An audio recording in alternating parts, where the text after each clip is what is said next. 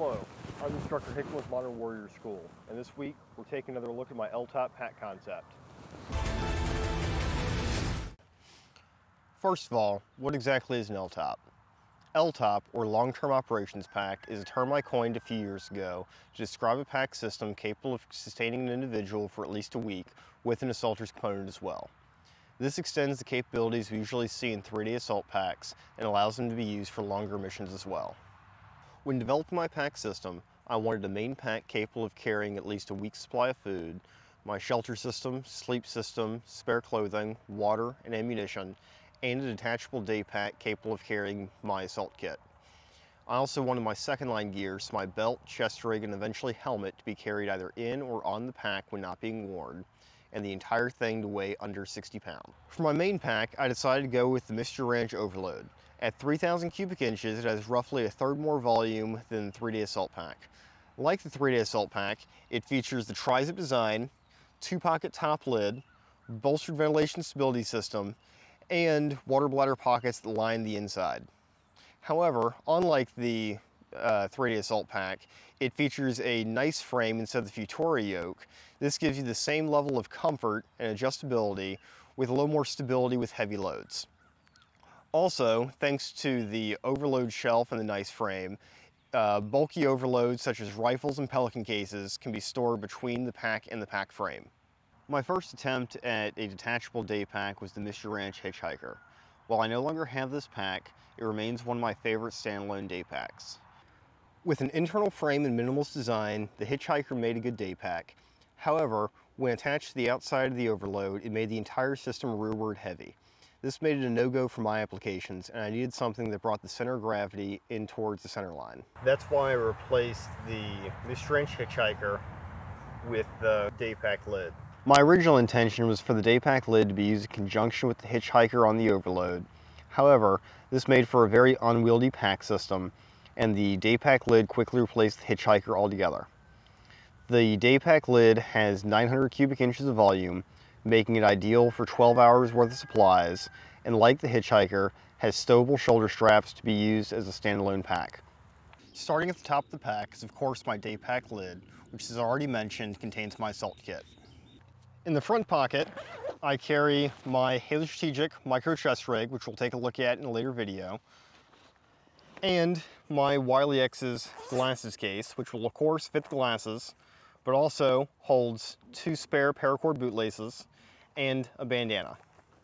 In the rear pocket, I carry the rest of my mission essentials. I have my communications gear separated into 2 dry sacks, my tertiary trauma kit, an emergency ration bar,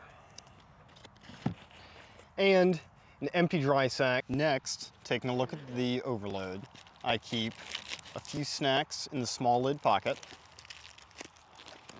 and the larger pocket is my catch-all pocket. In here, I keep spare batteries for all of my equipment,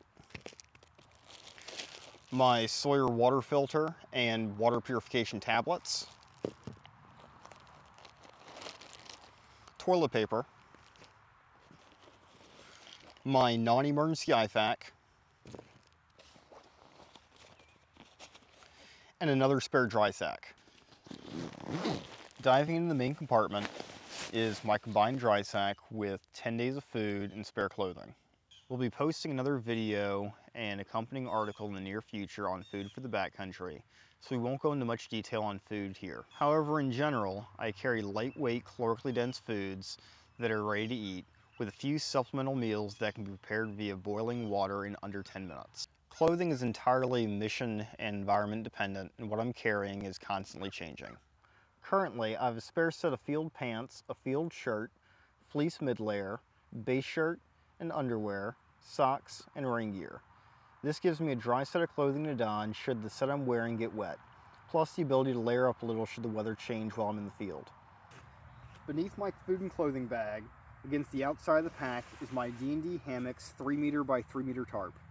Over the last couple of years, I've been impressed with the durability and versatility of this shelter system. However, I'll soon be upgrading to the 2 meter by 2 meter tarp from the same company.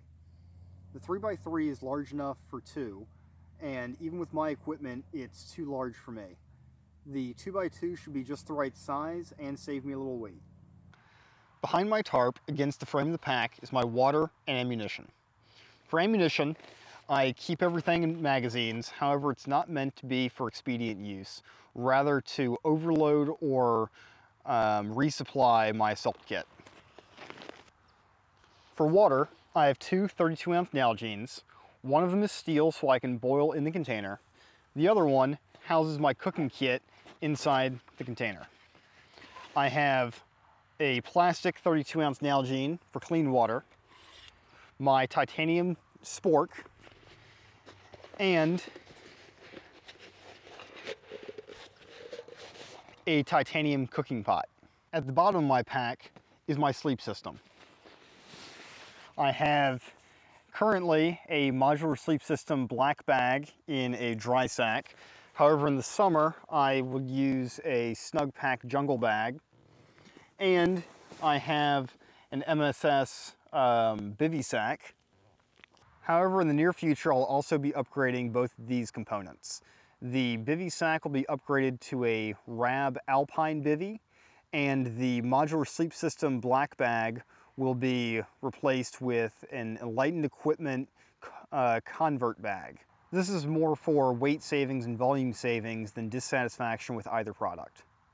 Lastly, in one of the water bladder pockets, I keep a solar panel for charging my equipment. My setup is constantly evolving to better meet my needs, and as such, there are a couple of changes I wanted to highlight.